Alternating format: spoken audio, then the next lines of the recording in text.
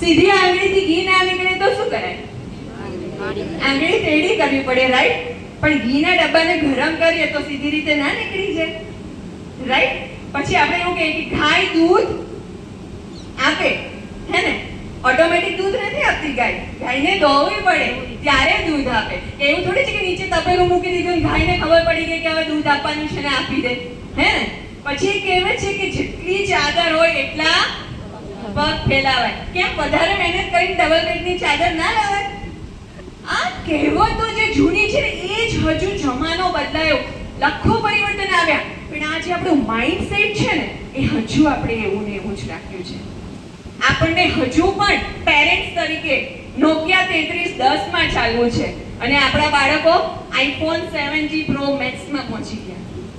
એટલે હવે પરિવર્તન માત્ર બાહ્ય નથી હોતું.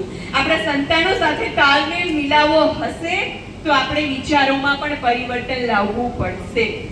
આપણે ખબર છે કે શ્રી કૃષ્ણ અને અર્જુનનો જે સંવાદ થયો, અર્જુન એ કઈ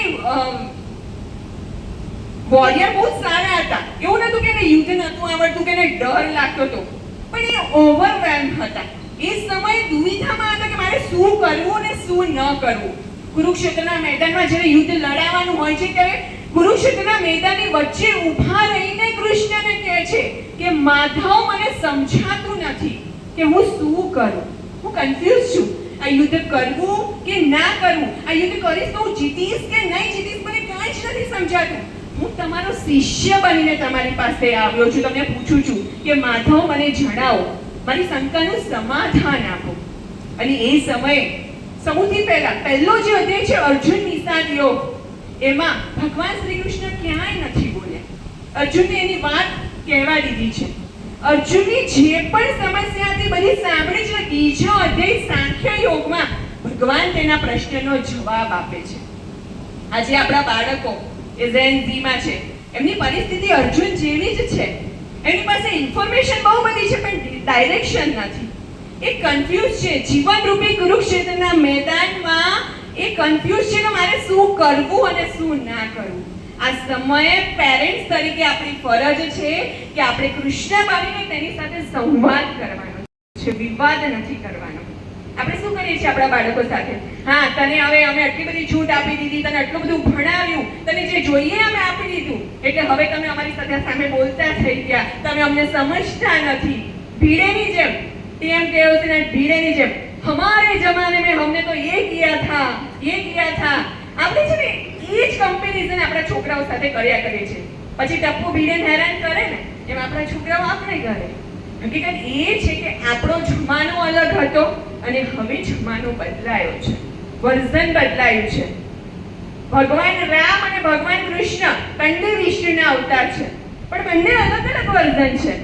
ભગવાન રામ જ્યારે આવ્યા ત્યારે એમને મર્યાદામાં રહીને લોકોને શીખવ્યું, પણ સમય બદલાયો, યુગ બદલાયો, પછી ભગવાનને લાગ્યું કે હવે મર્યાદામાં રહેવાથી તો આ લોકો સમજવાના નથી, એટલે હવે મારું વર્ઝન વધારે અપડેટ કરવું પડશે અને એને મર્યાદામાં રાખતા શીખવાડ્યું, લેટેસ્ટ વર્ઝન. અને મર્યાદા પુરુષોત્તમમાંથી પૂર્ણ પુરુષોત્તમ બન્યા.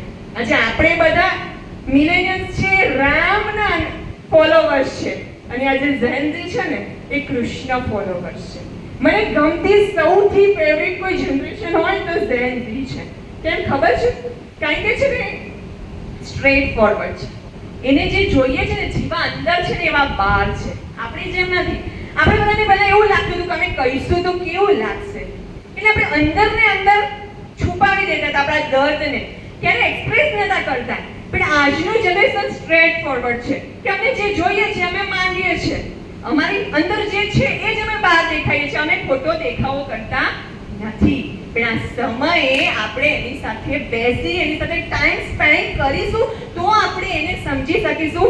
જે અમુક વેલ્યુ છે ફેમિલીની, કે જેમાં બેઝિક આપણા ફેમિલી કન્સેપ્ટ છે, જીવનના અમુક મૂલ્યો છે, એને સમજાવી ત્યારે શકીશું કે જ્યારે આપણે એમની સાથે બેસીને ટાઈમ સ્પેન્ડ કરીશું.